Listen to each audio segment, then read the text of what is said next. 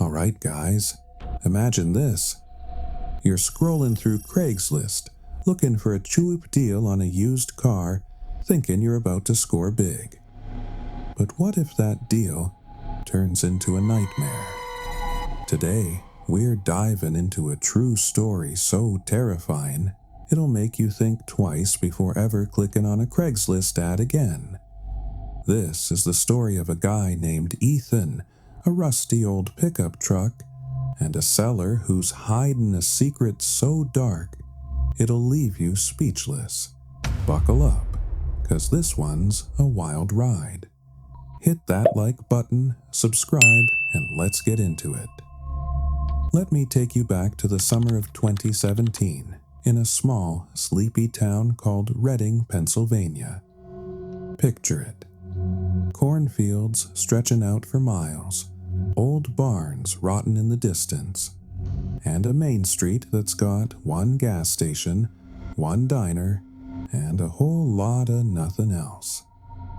This is where our story begins, with a guy named Ethan. Ethan was your average 24-year-old dude, worked construction, drank cheap beer on the weekends, and had a beat-up old Honda Civic that was on its last legs. I mean, this car was done. Rusted fenders, a transmission that groaned like a dying animal, and a check engine light that had been on so long Ethan just called it mood lighting. He needed a new ride, and fast. But here's the thing. Ethan didn't have a lot of cash. Construction paid okay, but not buy a shiny new truck kinda okay. So, like a lot of folks looking for a deal, Ethan turned to the one place he knew he could find something cheap: Craigslist. Now, if you've ever been on Craigslist, you know it's like the Wild West of the internet. You got folks selling everything from used couches to half-eaten boxes of cereal. And, yeah, sometimes you find a gem, but other times, you're rolling the dice. Ethan, though, he was feeling optimistic. He spent hours scrolling through ads, looking for a truck that wouldn't break the bank. And then, he found it. The ad was simple. 2003 Ford F-150. Runs great. $2,500 OBO. Cash only. Serious inquiries only. The picture showed a red pickup truck, a little weathered but solid, parked in front of an old farmhouse. The ad was posted by someone named Dale, who said he was selling it because he was moving out of state. Ethan's eyes lit up. $2,000 for a truck like that? In his price range? It was almost too good to be true. And that, my friends, should have been his first red flag. Ethan shot Dale a message through Craigslist. "Hey man, still got the truck? I'm interested." A few hours later, Dale replied, "Yup, truck's still here. Come check it out tomorrow. I'm at 47 Old Mill Road, about 20 minutes outside Reading. Bring cash." The message was short, to the point, no fluff. Ethan liked that. Felt legit. He set a time to meet Dale the next day, Saturday afternoon, 3 p.m., and went to bed dreaming of cruising around in his new truck. The next morning, Ethan was pumped. He grabbed his buddy, Mike, to come along for the ride. Mike was the kind of guy who always had your back. Big dude, worked as a mechanic, knew his way around cars. Ethan figured having Mike there would help him make sure the truck was legit. They hopped in Ethan's rattly Civic and headed out to Old Mill Road, a winding, pothole-filled stretch of pavement that cut through the cornfields.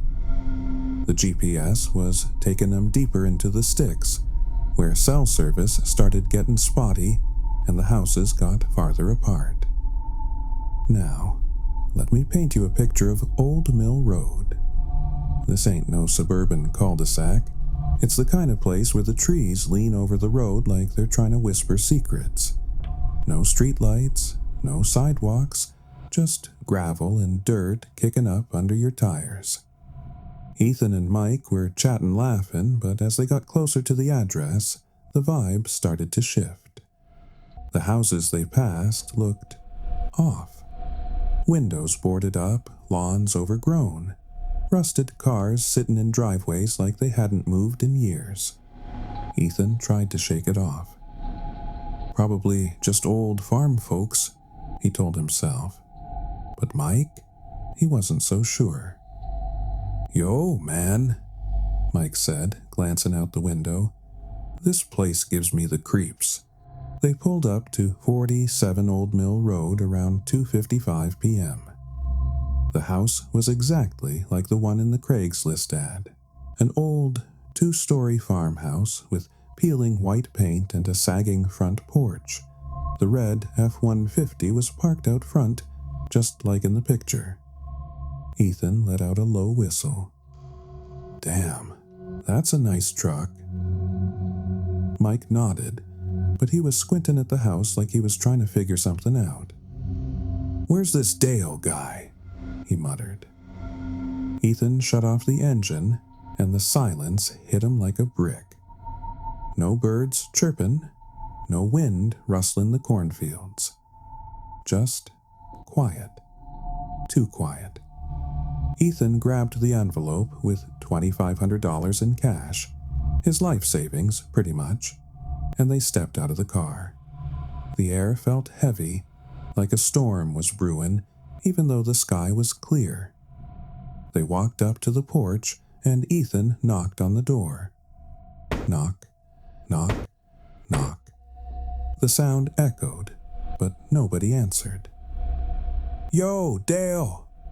Ethan called out. "It's Ethan, here for the truck." Nothing. Just more silence. Mike was looking around, his hands stuffed in his pockets. "Man, this don't feel right," he said under his breath. Ethan was about to knock again when they heard it, a low, creaky sound, like a door opening somewhere inside the house. Then, footsteps. Slow, deliberate footsteps, getting closer. The front door swung open, and there he was. Dale. He was a big guy, maybe 6'2", with a scruffy beard and a flannel shirt that looked like it hadn't been washed in a month. His eyes were intense, like he was sizing him up. "You, Ethan?" he asked, his voice low and gravelly. Ethan nodded, trying to play it cool. "Yeah, man, that's me. This is my buddy, Mike. We're here for the truck." Dale gave a slow nod, then stepped onto the porch, pulling a set of keys from his pocket. "She's right there," he said, pointing at the F-150. "Wanna take a look?" Ethan was already halfway to the truck, practically bouncing with excitement. Mike, though, he hung back, watching Dale like a hawk. The truck looked good, real good. A few scratches, some rust around the wheel wells, but nothing that screamed lemon. Ethan popped the hood, and Mike leaned in to check the engine. "Looks solid," Mike said after a minute, but his voice was tight, like he wasn't fully convinced. Ethan didn't notice.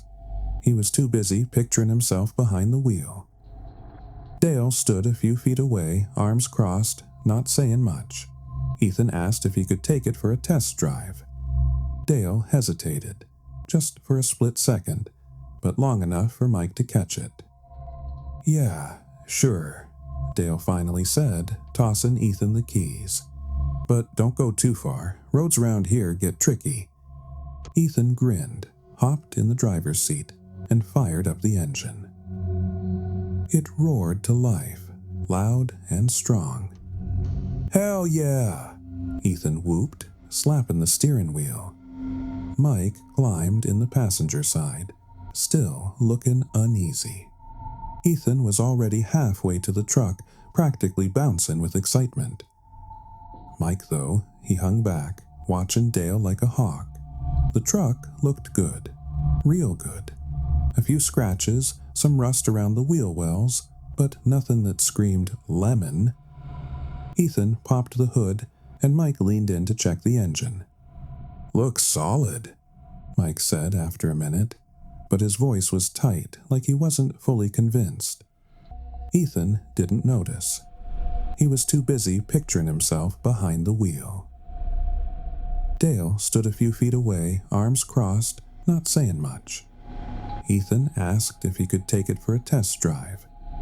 Dale hesitated, just for a split second, but long enough for Mike to catch it. "Yeah, sure," Dale finally said, tossing Ethan the keys. "But don't go too far. Roads around here get tricky." Ethan grinned, hopped in the driver's seat, and fired up the engine. It roared to life, loud and strong. "Hell yeah!"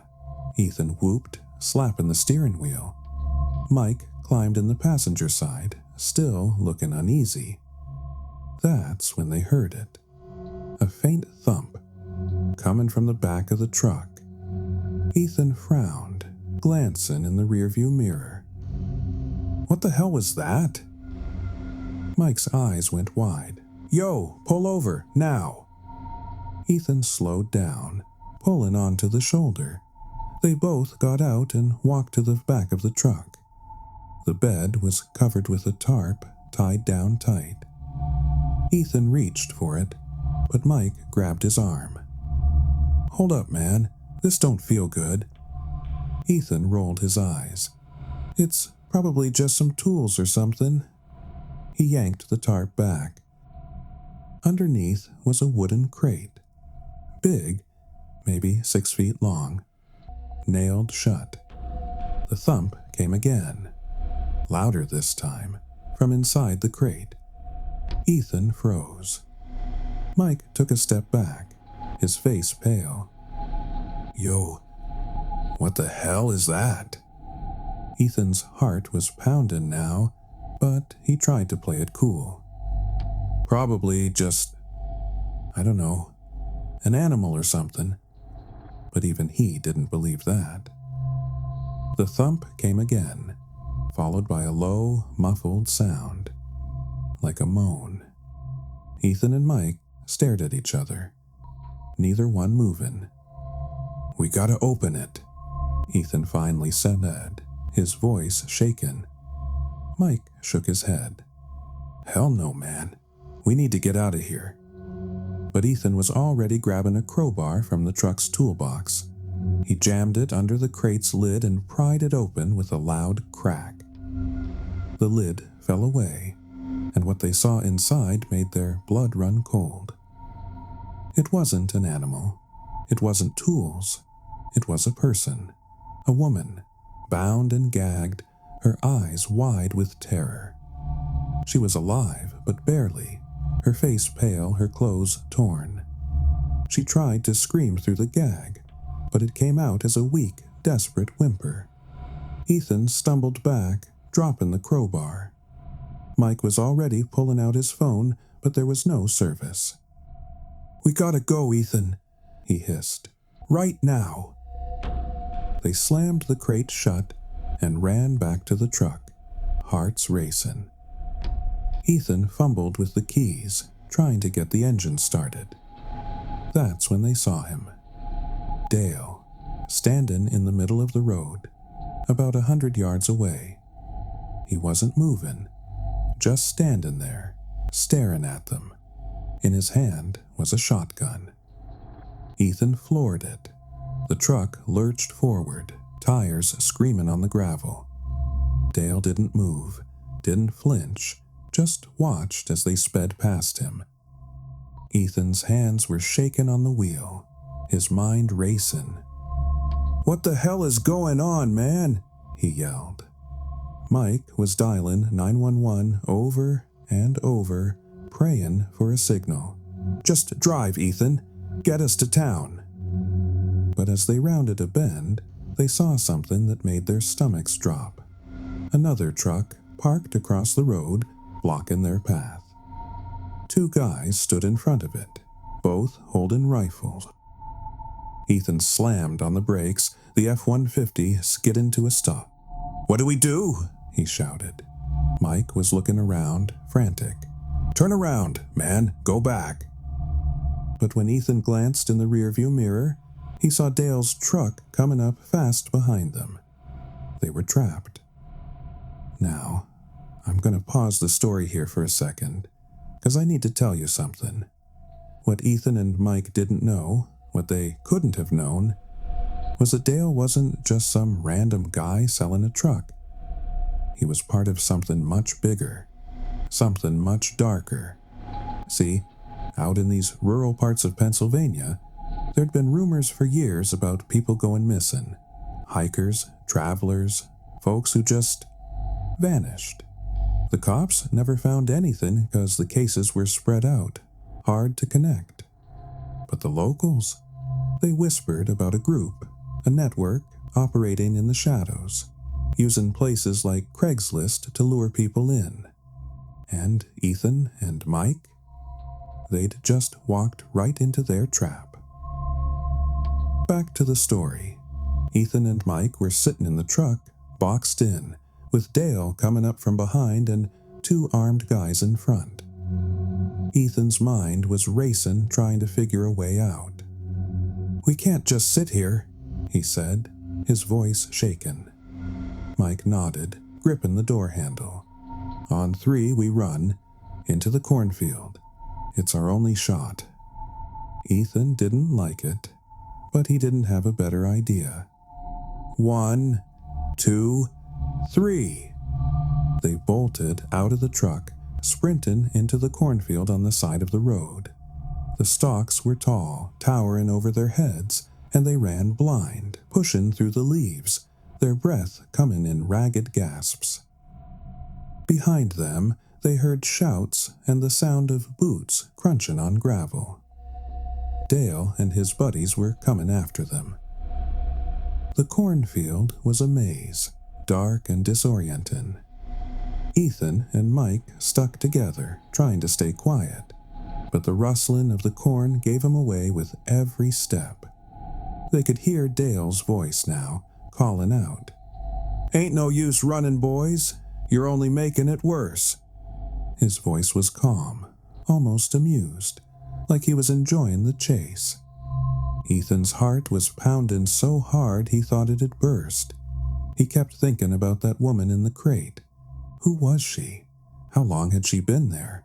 And what the hell did Dale want with them? They ran for what felt like forever, until the shouts started to fade. Ethan and Mike crouched low in the corn, trying to catch their breath. "We gotta get to a road," Mike whispered. "Find a house, call the cops." Ethan nodded, but before he could say anything, they heard it. A low, steady hum, like an engine. They peeked through the corn and saw headlights cutting through the darkness. Dale's truck was circling the field, slow and methodical, like a predator stalking its prey. Ethan and Mike stayed low, moving as quietly as they could. They didn't know where they were going, just that they had to keep moving. After what felt like hours, they stumbled out of the cornfield and onto another dirt road. In the distance, they saw a faint light, a house, maybe a mile away. "There," Ethan said, pointing. "We make it there, we're safe." Mike nodded, and they started running again, their legs burning, their lungs screaming. They were halfway to the house when they heard the truck again, closer this time. Ethan glanced back and saw the headlights bearing down on him. "Go, go, go!" he shouted, pushing Mike forward. They dove into a ditch just as the truck roared past, missing him by inches. Ethan's face was pressed into the dirt, his heart racing. He could hear Dale's voice again, calling out, "You can't hide forever, boys!" They waited in the ditch until the truck was gone, then crawled out and kept moving. By some miracle, they made it to the house, a small, run-down place with a single light on in the window. Ethan banged on the door, praying someone was home. An old man answered, looking confused. "What the hell's going on?" he asked. Ethan and Mike spilled the whole story, words tumbling out in a panic. The old man didn't hesitate. He grabbed his phone, called 911, and let him inside. The cops showed up about 20 minutes later. Ethan and Mike told him everything. The truck, the crate, the woman, Dale, the guys with guns. The police searched the area, starting with the farmhouse at 47 Old Mill Road. But when they got there, it was empty. No Dale, no truck, no crate. The place looked like it hadn't been lived in for years. Dust everywhere, furniture gone, just a shell of a house. The cops found tire tracks leading into the cornfield, but they lost the trail. Whoever Dale was, he'd vanished. The woman in the crate? They never found her. The cops combed the area for days, but there was no sign of her, no evidence she'd ever been there. Ethan and Mike were questioned for hours, but without proof, the police couldn't do much. The Craigslist ad was gone, deleted, and the email account tied to it was a dead end. It was like the whole thing had never happened. But Ethan and Mike, they knew what they saw. They knew that woman was real, that Dale was real, that the danger was real. Ethan never went back to Craigslist after that. He scraped together enough money to buy a used car from a dealership, but he still has nightmares about that day, about the thumping in the crate, about Dale's cold, empty stare. And sometimes, late at night, he'll check his email, half expecting to see a new message from Dale. Now, here's the scariest part. After this happened, Ethan did some digging. He found forums online, stories from other people who'd answered Craigslist ads in rural areas and barely made it out alive. Some talked about shady sellers, others about traps set in abandoned houses. And in Pennsylvania, there were whispers of a group, a ring, that used sites like Craigslist to lure people in. For what? Nobody knows for sure. Trafficking? Robbery? Worse? The cops never confirmed it, but the stories keep popping up. So, the next time you're scrolling through Craigslist, looking for a deal that seems too good to be true, maybe think twice. 'Cause out there, in the shadows of those small-town listings, there might be someone like Dale, waiting for you to take the bait. And that, my friends, is the true story of Ethan and the Craigslist deal from hell. Deep in the heart of the White House, something lingers. Something that doesn't rest. Abraham Lincoln, gunned down, blood spilled. Yet they say he never left. His shadow haunts those cursed halls, restless, watching, waiting. Picture this: the 1940s. Queen Wilhelmina of the Netherlands, alone in the Lincoln bedroom. The air's heavy, the night too still. Then it comes. Knock, knock, knock. 3 bone-rattling thuds at her door. Heart pounding, she creeps forward, the floorboards groaning underfoot. She opens the door, and there he stands. Lincoln. Tall, gaunt, his hollow eyes burning through the darkness. Top hat casting a jagged shadow. That long tattered coat sways, though no wind stirs the room. She screams, a sound swallowed by the void, and collapses, swallowed by terror. Even Winston Churchill, the iron-willed bulldog of Britain, wasn't spared. One night, dripping wet from a bath, Cigar smoldering in his hand, he freezes. There, by the fireplace, Lincoln looms, silent, spectral, his gaze like ice. "Good evening, Mr. President," Churchill stammers, voice trembling. But the figure says nothing. It just fades, melting into the shadows, leaving only the echo of dread.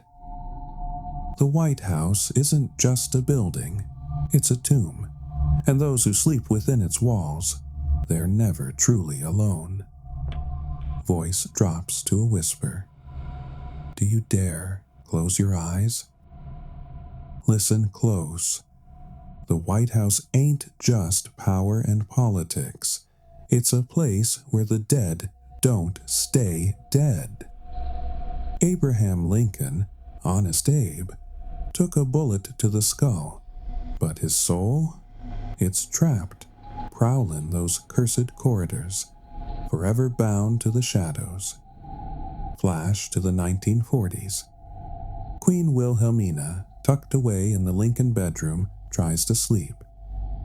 The air's thick, suffocating. Then, thud, thud, thud. 3 knocks, heavy as a coffin lid, shatter the silence. Her heart's racing as she stumbles to the door. She opens it, and there's Lincoln. His gaunt face glows unnatural, eyes like black pits staring right through her. That tattered coat hangs off him, swaying in a breeze that don't exist. Top hat tilted, he's deathly still, then gone. She screams, collapsing into darkness. Even Winston Churchill, that tough old bulldog, wasn't safe. Fresh from a bath, cigar glowing in the dim light, he freezes. There, by the fireplace, Lincoln's ghost stands, silent, hollow, watching. "Good evening, Mr. President," Churchill chokes out, his voice shaken. But Abe, he just dissolves, leaving nothing but a cold dread that clings to the air. Sleep? In that house? Voice drops to a sinister hiss. You don't. Not when the dead are watching.